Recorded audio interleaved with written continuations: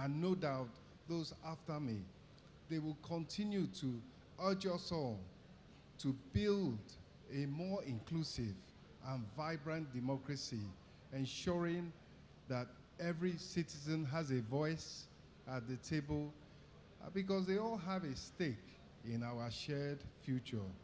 Once again, a Silver Jubilee 25 years shows sustainability, shows commitment, and shows success in so many ways. Let us keep it up. Thank you, and God bless. Thank you very much, Honorable Minister of Finance and Coordinating Minister of the Economy. Distinguished ladies and gentlemen, again, to save time, we move to invite the Honorable Minister of Information and National Orientation, Alhaji Mohammed Idris, to please approach the podium and give us his goodwill message. Please, let's put our hands together for the Honorable Minister of Information and National Orientation.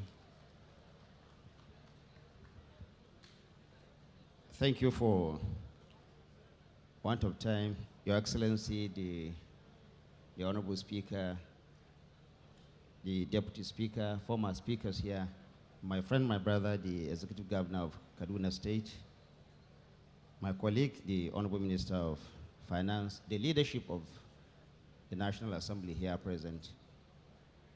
I don't know why I was actually invited to speak, because with the possible exception of the Honorable Minister of Finance and the Coordinating Minister of the Economy, I have the least experience in legislative matters here.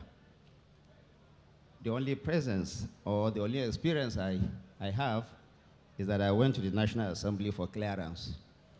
This is the second time, so I hope that next time, if any time at all, I'll be asked to take a bow and go because of this experience. The President has already spoken through the Secretary to Government of the Federation, His Excellency George Akume. But what I just want to add is that at the heart of every governance issue is the matter of transparency, accountability, and honesty. What this Open Week does for us today is that it enables the people, as was said by a previous speaker, to not just talk to the people, but also to interact with them. We're at a time where there has been a very big erosion in the confidence that the Nigerians have about those who are saddled with the responsibility of leading them. And therefore, for us to reclaim that trust, it is imperative that we continue to engage with them. This event happening today is one of such. The necessity for engagement and talking with the people at all times is an absolute necessary ingredient for a healthy democratic journey. Without that, people will continue to speculate, they will continue to talk on your behalf, and they will also even continue to deploy fake news to characterize what you do because you have not spoken to them about what it is that you actually do. So I concur with Speaker Dogara when he was saying that there's the necessity that people continue to engage with the people, talk with the people. When he mentioned that his salary is only about 400,000 a month, I wanted to declare mine, but having listened to him, I think I would choose to keep mine a bit quiet. But what I would also want to say is that the administration of President Bola Ahmed Tinubu has taken a giant step towards value reorientation in this country. Recall that the Ministry of Information and National Orientation itself that I lead, it was called Ministry of Information and Culture. But the president thought that at the heart of our issues as a nation is the issue of national orientation. And like Speaker Masari said, at the last anniversary of our 25 years that happened about 2 weeks ago, former President Goodluck Jonathan said, it is entirely not palatable when you see parents, when you see leaders going to events and spraying money or leading by bad example. So the president is saying, yes, it is good that we have infrastructure. It is absolutely necessary that we have all the things that we all want as a democratic nation. But at the heart of it is that we need to reclaim our values as a nation. We need to recover our senses. We need to retrace our steps so that whatever we do, beyond tarring our roads, beyond building schools, beyond even establish universities and all that, there must be some value reorientation that all of us need to have so that we can have a healthy nation.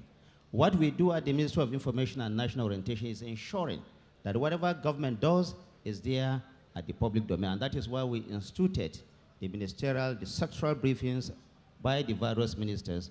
And I do hope the National Assembly will also continue to deepen this kind of conversation, this kind of engagement with the public, so that together we can have a healthy and prosperous nation for all of us to be proud of. Thank you very much for this opportunity. I thank you all. Please, another resounding applause for Alhaji Mohammed Idris Malagi, Honorable Minister of Information and National Orientation. We will appreciate you.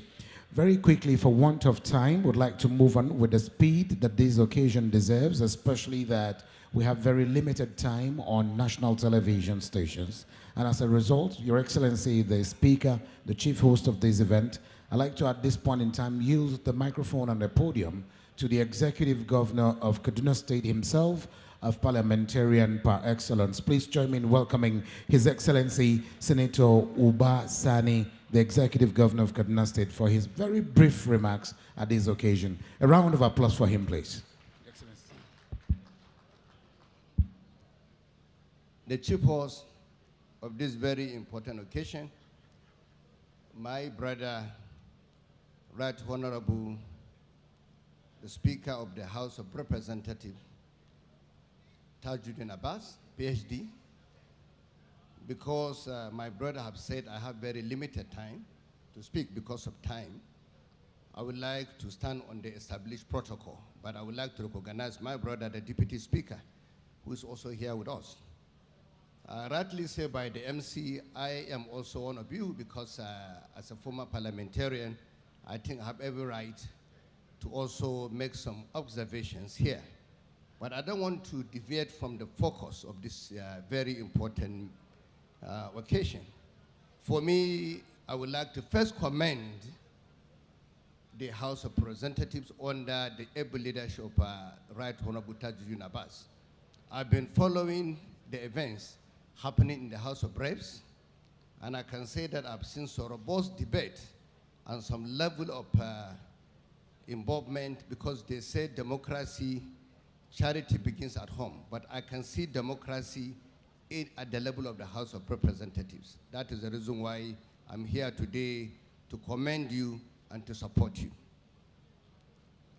Again,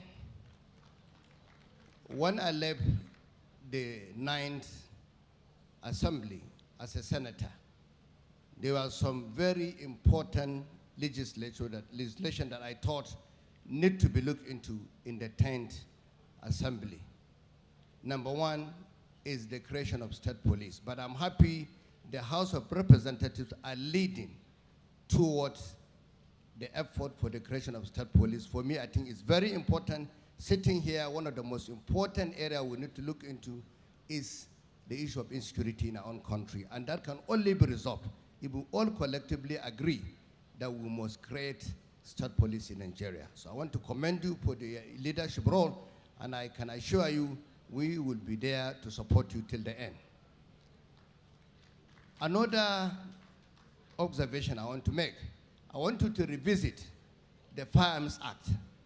Today in Nigeria, we are the country where we have the highest number of illegal arms in circulation.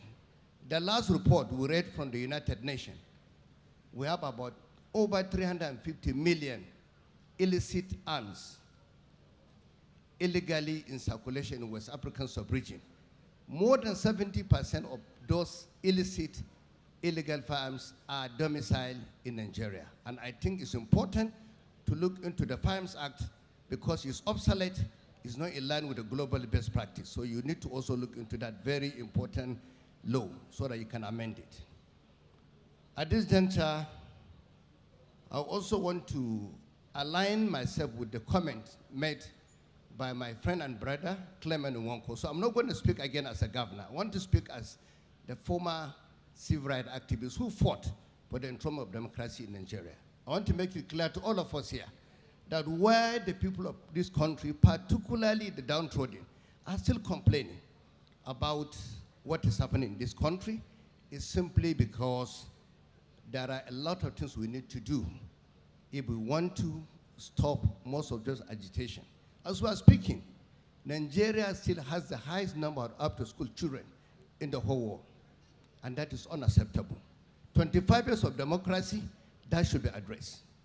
The second thing I want to say here is that, again, if you look at the level of people that are financially excluded in this country, it's also unacceptable if you look at the data. Because what does that mean? The meaning of that is that we have about 65% in some part of this country where you have over 65% of our people that are living below the poverty line. So standing here to make any excuses about our salaries, about our allowances, will not be entertained by Nigerians. What we need to do is to reduce the level of poverty, level of unemployment, create jobs for our people, and most importantly, also try as much as possible to come with very robust legislation that can strengthen some of the institutions that need to be strengthened if we want to address this problem. I want to commend the House of Reps again, like I said, because you are doing a very great job, but you need to do more. Certainly you need to do more. That is why we are in this country today. Again, I believe it is very important for you to up the level of your oversight. A lot of Nigerians are yearning for the House, the National Assembly as a whole, to look at the issue of oversight, because certainly we cannot advance democracy. We cannot even assure our people that they will benefit from the debate of democracy if the National Assembly are not doing their job when it comes to issue of oversight. Apart from lawmaking, oversight is very important as well. So I want to also commend you.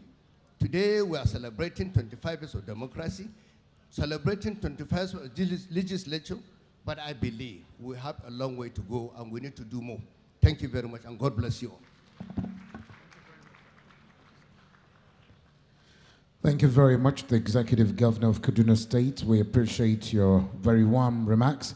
As it takes a seat, I'll be inviting very quickly, for want of time, the representative of the President of the Senate and Chairman of the National Assembly, Senator Godswill Akpabio, CON, is represented here by the Deputy Leader of the Senate, distinguished Senator Lola Ashiru. Can we please have the President of the Senate's message delivered by you very quickly so we can pave way for the Chief Host to then speak to us and declare these very important open week open formally. Okay, please, can we have that round of applause for the President of the Senate's representative as he makes his way here. You're welcome, sir.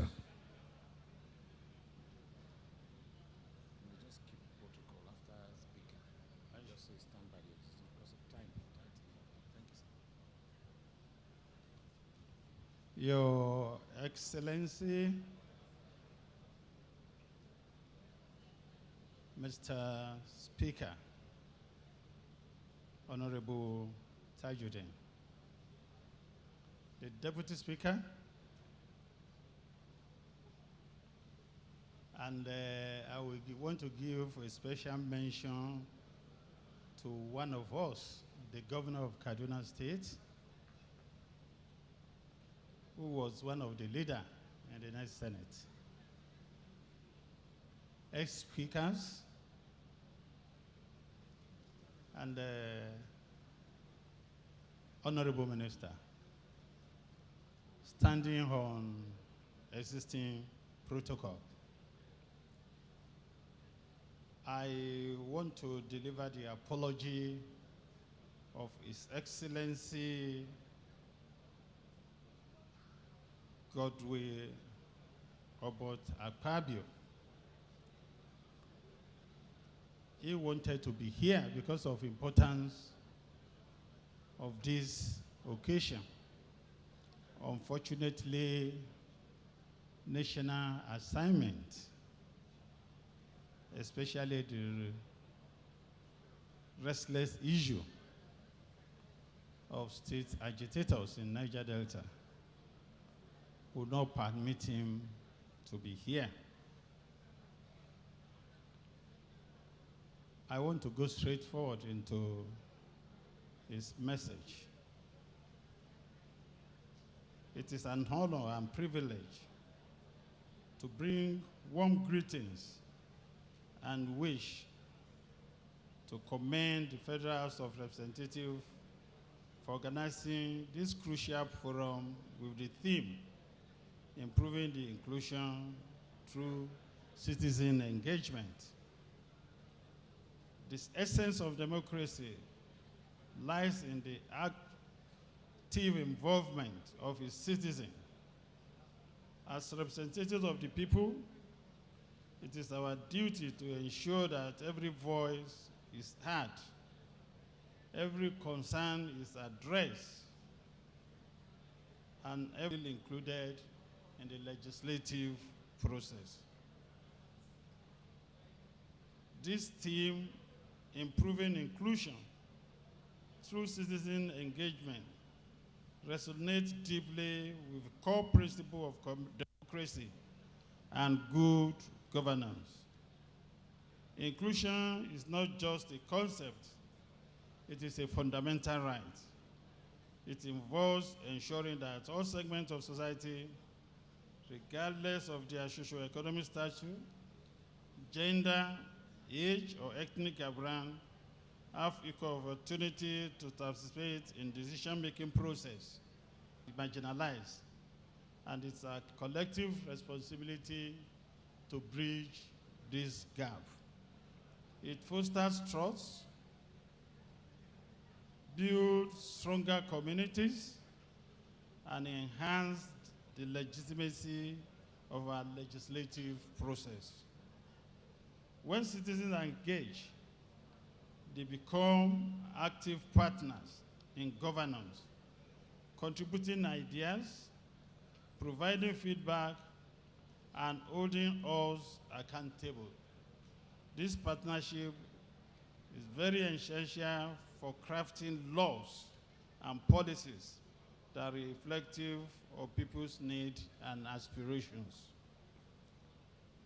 To improve inclusion through citizen engagement, we must leverage technology to create more access and transparent platform for interaction. Digital tools and social media have revolutionized how we communicate and engage with our constituency. By embracing this innovation, we can reach a wider audience, gather diverse perspectives, and make more informed decisions. Furthermore, we must prioritize education and awareness for empower citizens with knowledge they need to participate effectively. Civic education programs, public consultation, and town halls are very vital in this regard. They provide forums for dialogue, enabling citizens to voice their opinions and engage in meaningful discussion with their representatives. It is also imperative to institutionalize mechanisms that ensure continuous and structured engagement. This includes the establishment of feedback channels, regular reporting on legislative activities, and the creation of inclusive advisory councils that will represent various interest groups within our society.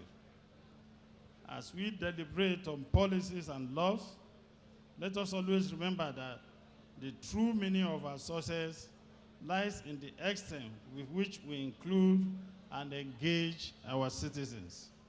Our goal should be to create an environment where every Nigerian feels at, values, and well represented. In conclusion, Mr. Speaker, through citizen engagement, let us work together across all levels of government to build a more inclusive, participatory democracy in Nigeria. The Senate, in which I am the president, is working harmoniously with the leadership of House of Representatives to ensure that the citizens participate in the legislative process through public hearings and town hall meetings. We are already amending the 1999 Constitution, and the process will adopt such an inclusive process. We will arrive at our desired destination as a country if we continue to have the support of every stakeholder who are involved in moving Nigeria forward, which includes the citizenry. Thank you for having me. Thank you very much. The words of the President of the Senate, Senator Godswill Akpabio, delivered there by the Deputy Majority Leader of the Senate, Senator Lola Ashiru. Thank you so very much. Many thanks for your patience and understanding. It is at this point that we'd like to quickly invite for the overview of the House Scorecard 2023 to 2024, would invite Professor Abdulhamid Ozoho Suleiman to please come to the podium very quickly to give us this overview. And I'd like that you please speak to what you have, summarize as much as you can, and keep it within 4 minutes so that we can invite the chief host to then declare this open. Thank you. Your Excellency, the President of Senate, Right Honorable Godswill Akpabio, Your Excellency, Right Honorable Abbas Tajuddin, Doctor of Philosophy, Your Excellency, Right Honorable Benjamin Kalu, Deputy Speaker, distinguished gentlemen and ladies, as you may be aware, academics are not very good at observing protocols. I therefore crave your indulgence to allow me to stand on the robust protocol that has been earlier established by the anchor. When I came into this McHugh through the entrance by my left side, I saw a very huge banner with an imposing photograph of the Speaker of the House. But what captured my attention was not the photograph of the Speaker, but the statement that he made in that banner. He said, and I quote, "We have been called to serve at the most critical period of the nation's political history. In my estimation, therefore, this gathering is the most important gathering in our federation." And the former Speaker, Right Honorable Dogara, has already underscored that point when he said this is the only place that decent discussion can take place. Having said that, my task is simple. Even though the anchor appeared to be shortchanging my time to do an overview of the report that has been put together, I'll try my best. This is a review of the performance scorecard of the 10th House of Representatives based on its legislative achievement 1 year after its inauguration. The report covers the length and breadth of the engagement of the House with its core mandate of lawmaking, representation, and oversight. It is at once an assessment of the steering qualities of the leadership. Unfortunately, Nigerians have not been able to realize this promissory note of democracy, precisely because of the absence of democratic accountability. There has been a growing sense of helplessness on the part of citizens that while elections have substantially improved in terms of integrity, they are unable to hold elected public officials to account for their action.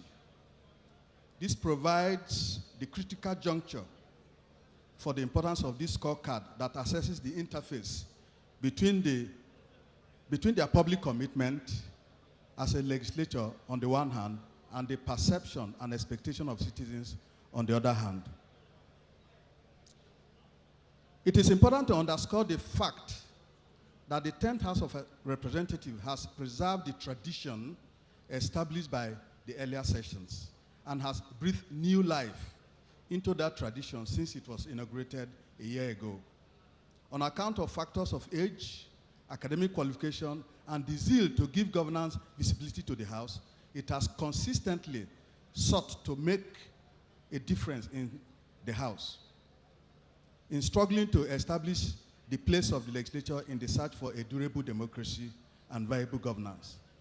Indeed, the House has often demonstrated that a legislature is first and foremost a deliberative body in the promotion of the core functions of law making, representation, and oversight. To this extent, it has, over the years, established an unrivaled tradition of legislative activism. For instance, the House has been a breeding platform, serially, of reform-minded legislators who have fought to entrench the culture of good governance and democracy since the return to democratic politics 25 years ago.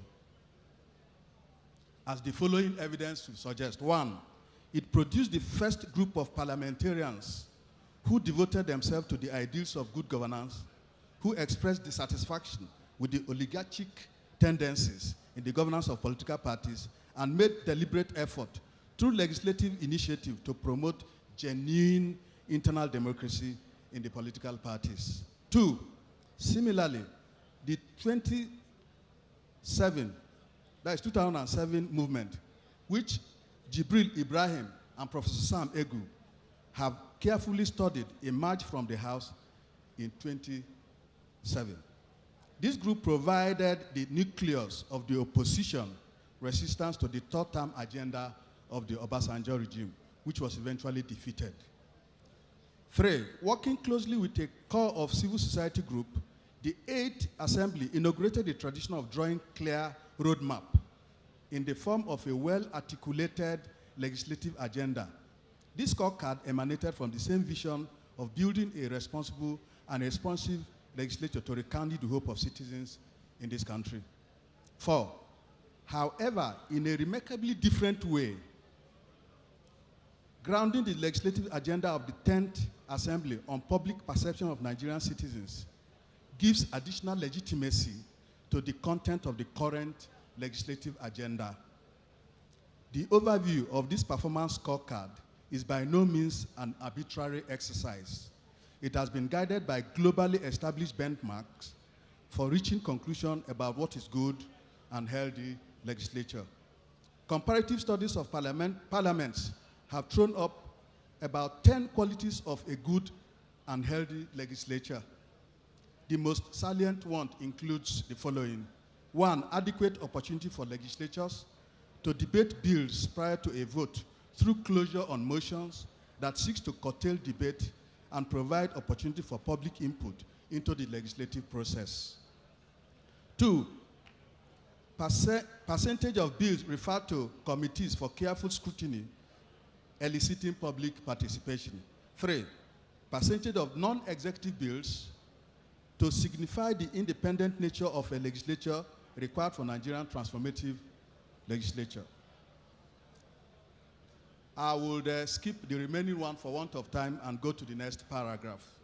It is instructive based on the foregoing that the legislative agenda of the 10th House of Representatives was developed to address the challenges brought forth by the country's economic stagnation, socio-economic disparities, security challenges, and the aftermath of fuel subsidy removal, and accordingly sought to contribute to the country's economic revitalization, social justice, governance reforms, and national security.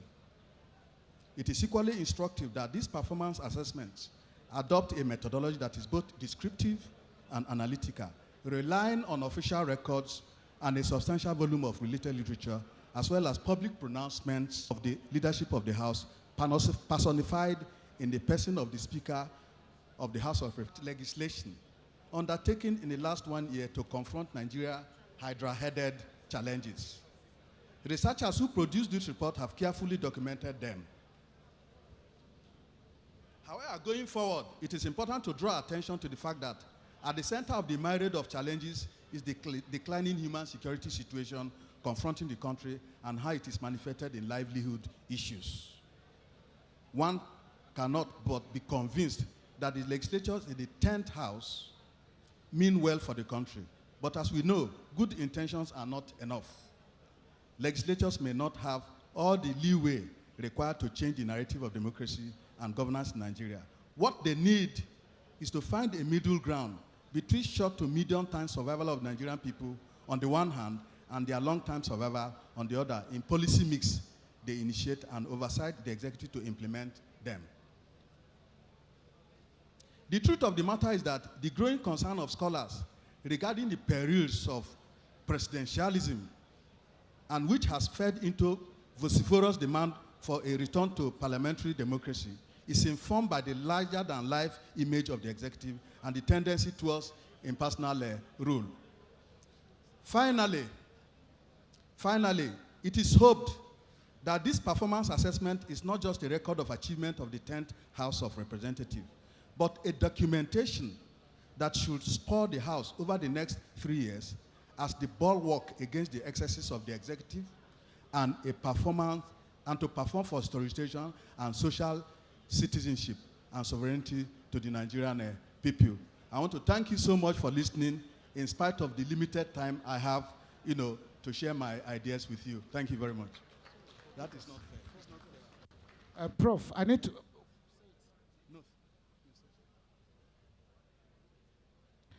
Professor Abdul Hamid, with the overview, all that he has said about the scorecard will be unveiled very shortly, and would like to, just because of want of time, invite His Excellency the Chief Host and the Deputy, along to be supported by the Governor of Kaduna State, the former presiding officers, and the Speaker, and of course the former speakers, to please join the Speaker of the House of Representatives at the unveiling of his scorecard in question. Can we just please assist Your Excellency in going to that area?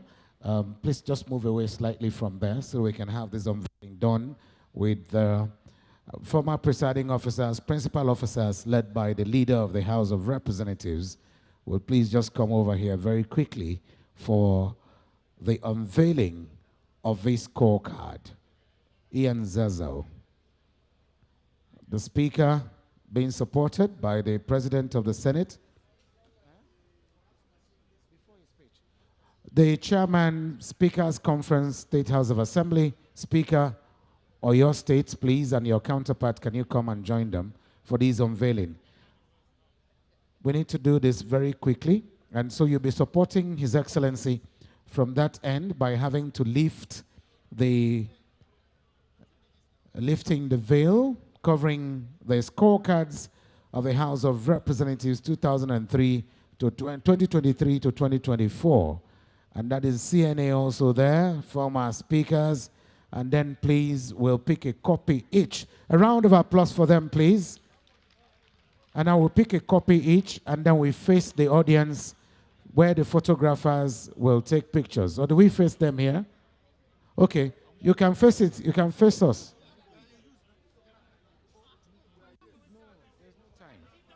Please, photographers, where are you? The photographers, where are you? Okay, can we do this up? Your Excellency, sir. Your Excellency, Chief Host, can you please, let's come up so that it will be a lot better. Yes, sir. Please come up to the stage. Photographers, go down, please. They are coming up to the stage. Photographers, please go down. As soon as we are done with this, His Excellency, the Speaker, the Chief Host, the convener of these Open Week, The Right Honorable Abbas Tajuddin, PhD, Ian Zazo, will be coming up to the podium for his speech and to formally declare this open week open. Your Excellency, in the middle here, the deputy next. Yes, sir. Thank you, sir. The deputy, former presiding officers, the governor of Kaduna State, Minister of Information, CNA, Senator Dogara, and of course, Honorable Dogara, and the President of the Senate, Clerk, House of Reps. Please just take this position quickly. And this is the formal presentation of the compendium of the scorecard of the House of Representatives 2023 to 2024 to the glory of Almighty God and to the benefit of Nigerians. And we say amen to that. And of course, this is done under the very esteemed and indefatigable leadership of His Excellency, the Right Honorable Abbas Tajuddin, PhD, Speaker, House of Representatives, Ian Zazo. Please, a round of applause for them. Thank you very much. Thank you very much. We may go down now. As you're going down, we'll be inviting the speaking speaker, very, very indefatigable, quintessential, Doctor of Philosophy, Speaker, House of Representatives, Ian Zazo, will at this point in time head to his podium for his speech and to formally declare this open week being organized by the House of Representatives, the People's House, open 2024. Please, another round of applause for His Excellency, the Right Honorable Speaker of the House of Representatives. Can we have that applause for the Speaker, please? That applause cannot be for our Speaker. It can come better than that. Can we give it up one more time for the speaking Speaker? Your Excellency, the Speaker, sir. Am I using the two? Okay.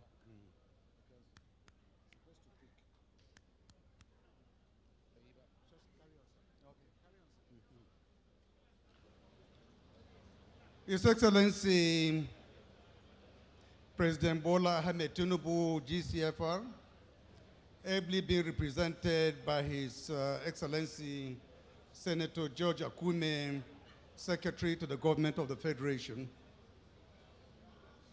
distinguished Senator Godswill Akpabio, CON, President of the Senate, ably represented by Senator Ashuru, the Deputy Majority Leader, Deputy Senate Leader, Excellency, my able deputy and my brother, the Deputy Speaker of the House of Representatives, Excellency, the Governor of Kaduna State,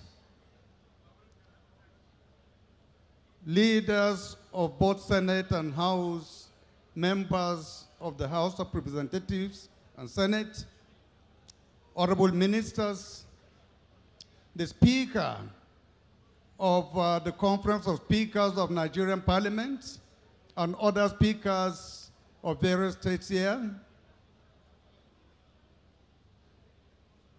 members of Diplomatic Corps, our very supportive development partners, distinguished ladies and gentlemen, a very good afternoon to all of you. It is with great honor and pride that I welcome you all to this important event, the House Open Week 2024, and the presentation of the 10th House of Representatives one-year scorecard. This event is especially significant as we celebrate 25 years of democracy and the legislature in our dear nation. An open parliament is the cornerstone of a thriving democracy. By ensuring transparency, openness, and accessibility, we can build trust between the legislature and the citizens we serve. This House opens opportunity to engage directly with the public, fostering a culture of accountability and mutual respect. By opening our doors, we invite scrutiny, input in lawmaking, and oversight process. We made concerted efforts to listen to the voices of our constituents and reflect their aspirations in our legislative activities. Through town hall meetings, public hearings, and stakeholder, this approach, critical aspects of engagement is accountability. Today, we take his house undertaking such an initiative.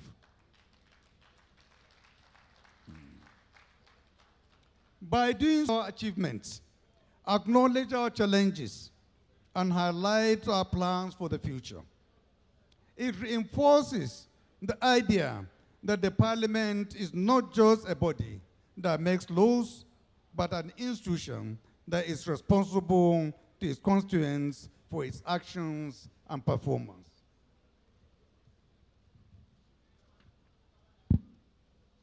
This performance assessment was undertaken to evaluate how effectively the 10th House of Representatives has implemented the legislative agenda within its first session. The assessment serves several key purposes.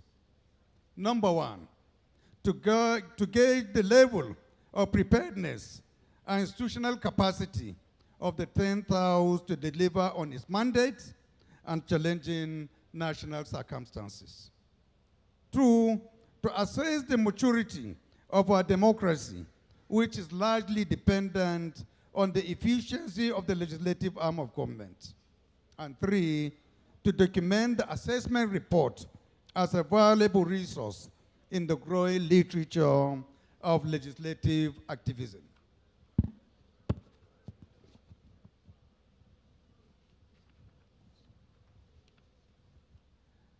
Findings from the study reveal significant developments in legislative activism. In its first session, the House introduced 1,351 bills, the highest number in any first session since 1999. Of these bills, 89 bills were passed, reflecting the House's commitment to legislative efficiency and effectiveness. The legislative agenda prioritizes economic empowerment and diversification to reduce Nigeria's reliance on oil exports.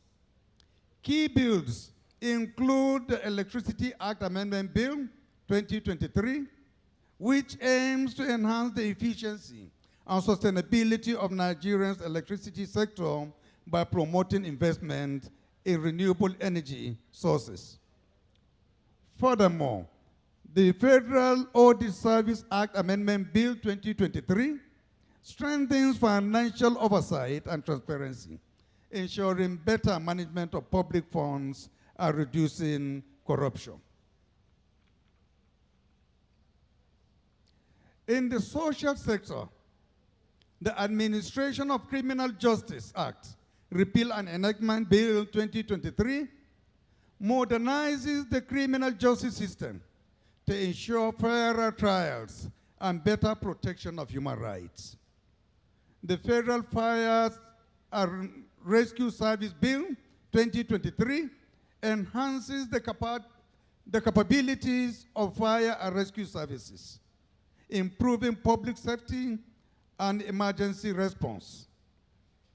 In promoting good governance, the Oath Act, Repeal and Enactment Bill 2023, revises procedures for oath of office to promote accountability among public officials.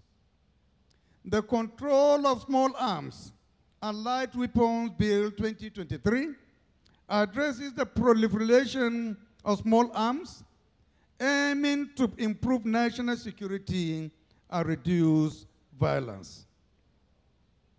The Niger Delta Development Commission Act Amendment Bill 2023 focuses on enhancing development initiatives in the Niger Delta and promoting environmental sustainability and economic growth.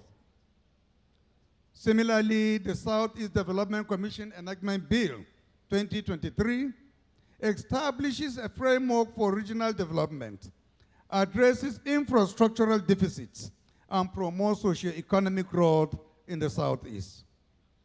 The Nigerian Medical Research Council Establishment Bill 2023 supports advancements in medical research, improving healthcare delivery, and tackling public health challenges. On public hearings, analysis of seasonal reports from committees of the first session of the 10th House of Representatives reveals that committees conducted numerous public hearings between November and December 2023. Also, as of June 13, 2024, 679 motions were moved on the floor of the 10th House of Representatives.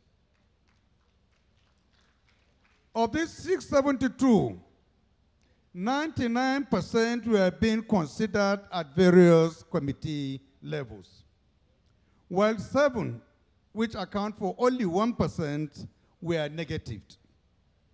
Among these motions, 43, amounting to 6%, were referred to ad hoc committees, while 629 motions, accounting for 93%, through our various standing committees.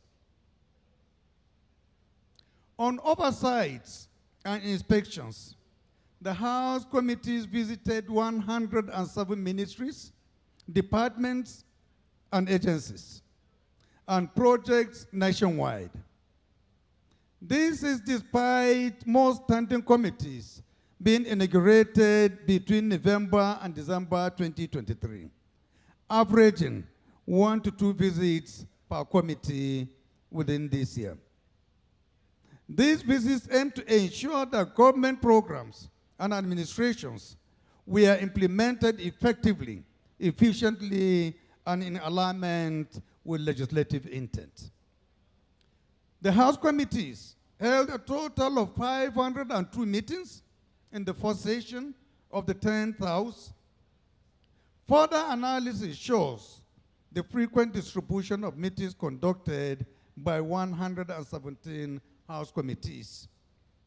The data revealed that 91 committees, accounting for 77.8%, conducted between 1 and 5 meetings.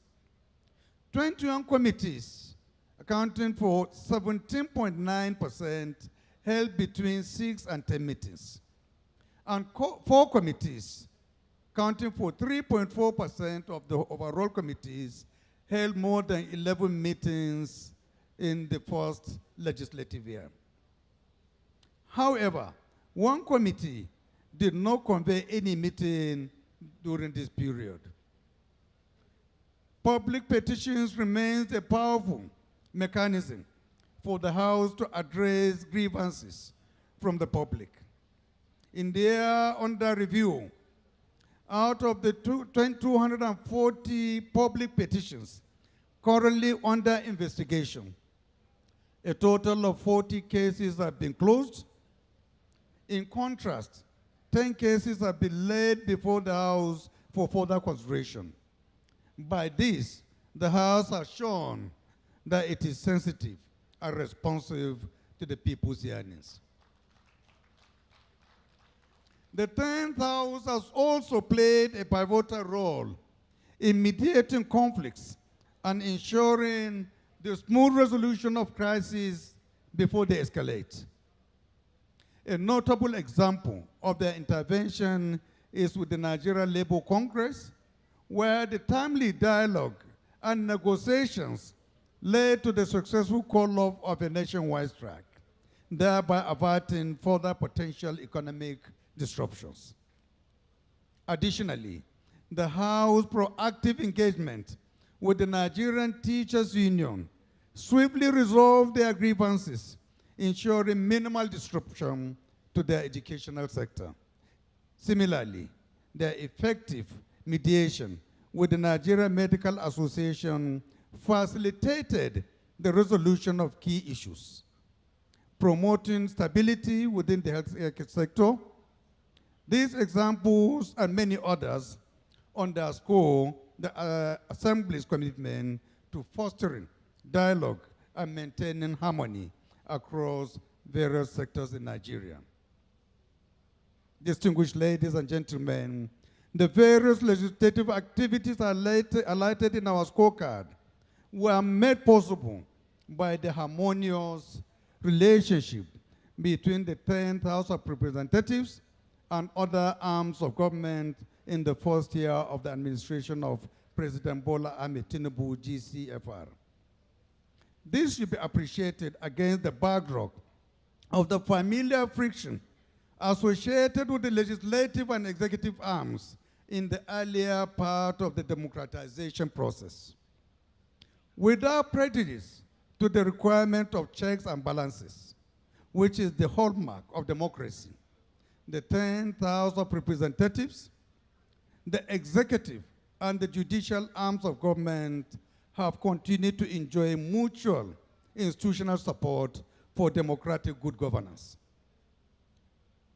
Although the 10th House of Representatives has achieved significant milestones during the period under review, it is important to acknowledge that these accomplishments are not exhaustive of the legislative agenda articulated at the onset of the inauguration of the House. While attributing the progress made so far to the substantial sacrifices, unity of purpose, patriotic commitment to service, and purposeful leadership, there is yet room for improvement in the performance of the House in the years ahead. The Performance Assessment Report is a modest effort to document achievements and identify gaps. These gaps are considered challenges that should be seen as opportunities to establish a performance-oriented 10th House of Representatives, willing and able to do more pursuant to its mandate of making laws for the peace and good governance of Nigeria. We extend our sincere appreciation to committees of the House and their chairmen, particularly the Committee on Legislative Agenda, chaired by Honorable Patrick Umo, PhD, and the Committee on Monitoring and Evaluation, chaired by Honorable Obi Agwocha, for their constructive feedback and unwavering support throughout the process. May I also thank our distinguished colleagues in the 10th Senate under the leadership of His Excellency, Senator Dr. Godswill Obot Apabio, CFR, for the cordial working relationship that allowed seamless concurrence in the passage of bills. Most importantly, we also thank our constituents for allowing us to serve them and for all their support and understanding. Organizing the House Open Week and compiling the first year scorecard of the 10th House of Representatives has been a collaborative and comprehensive endeavor. We express our heartfelt gratitude to all individuals and organizations whose contributions were pivotal to the success of this event. Our profound thanks go to civil society organizations, especially the Conrad Adenauer Stephen Policy and Legal Advocacy Center, PLAG, for their substantial contribution towards the successful hosting of this Open Week. We also thank IAGA Africa for partnering with the House to produce the scorecard. Your significant contributions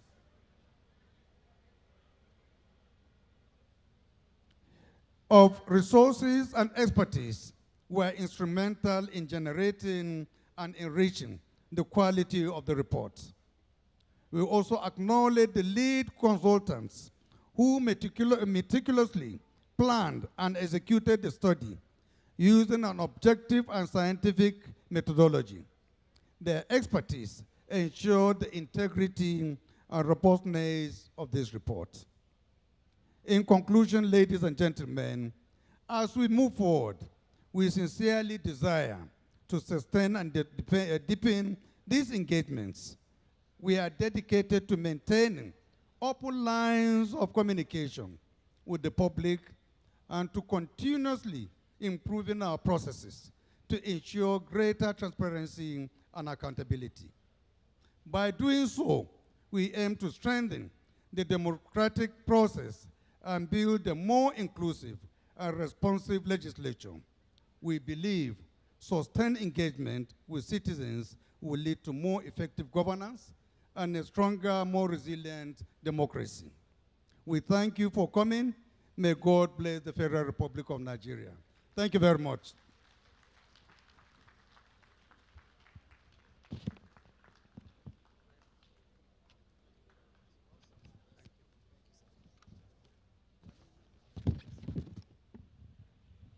Please, another resounding applause for the speaking speaker, the House of Representatives, the Right Honorable Abbas Tajuddin Ian Zazzau, PhD. Thank you very much. That actually brings us to the end of the opening ceremony, which was actually prolonged. And I'd like to just inform you that we'll be moving lunch. Immediately the speaker takes a seat. Welcome you, Honorable Dixon Takir, just saying you now. Please, we'll be moving out for lunch. The speaker, but before then, please be seated briefly. Thank you so much. Please be seated. Thank you. We'll make these brief announcements, after which we'll take the vote of thanks, and then we'll be joining the speaker, the VIPs, members of the diplomatic corps, honorable ministers, will join, and the former presiding officers, as well as the presidents of the Senate's representative and the governor will join, as well as the deputy governor of Katsina State. You'll be joining His Excellency, the Right Honorable Speaker, at his office, the White House, where lunch will be served for you. The rest of us, that is also inclusive of Chairman Speakers Conference and his colleagues, speakers of the state houses of assembly that are here with us. And so we'll be moving out after that. We'll go for lunch, and we are expected to reconvene 30 minutes afterwards. The rest of us will remain in this auditorium. Our meals, lunch, for all of us will be served here. So at this point in time, we'll be inviting one of us to please take the vote of thanks very quickly, and that will be done by the very respected Clerk House of Representatives, a barrister at law, Dr. Yahaya Danzaria, Esquire. Please come take the vote of thanks quickly, then we can move for lunch. We have 2 sessions immediately after lunch, and those 2 sessions will be taking simultaneously. The Clerk House of Reps.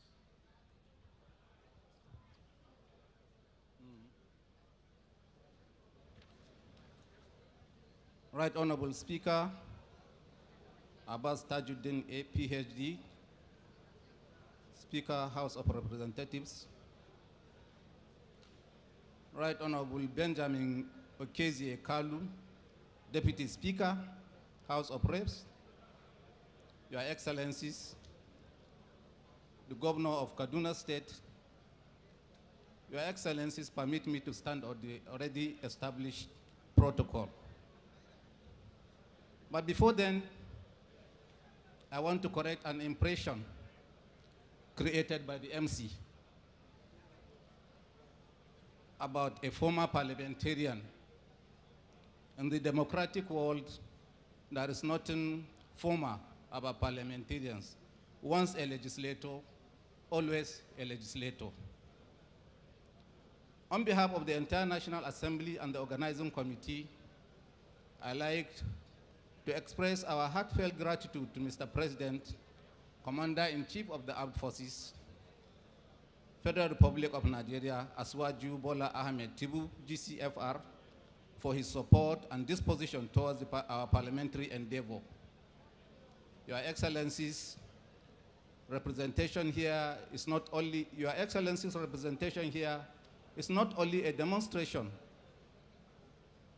of his endorsement of the 10th House of Representatives agenda, it is gratifyingly an underlying signature of humility. It underscores the underlying tenets of our cooperation as a nation in this evolving democracy. We are most grateful and genuinely appreciative.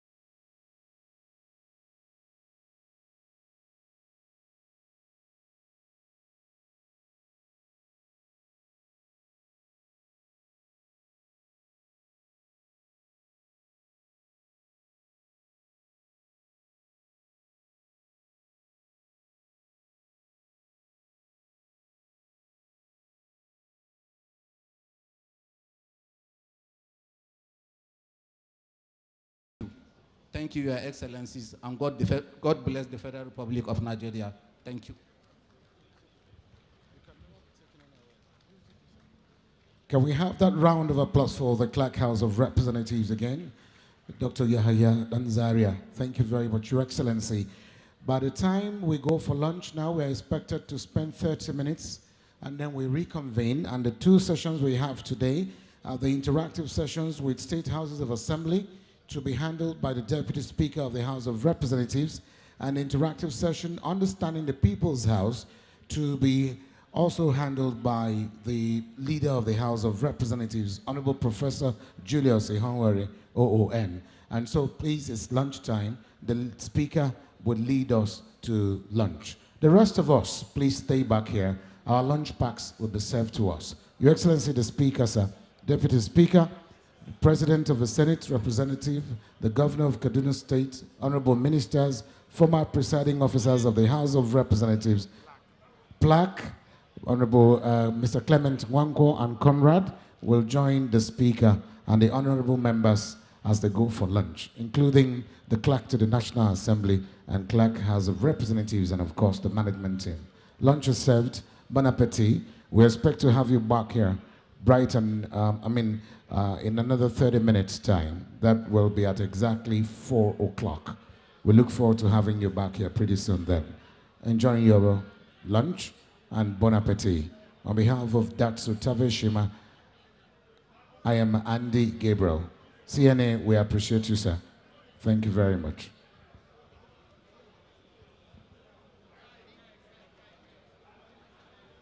Please, the rest of us, apart from the honorable members and the VIPs, members of the diplomatic community will also join them.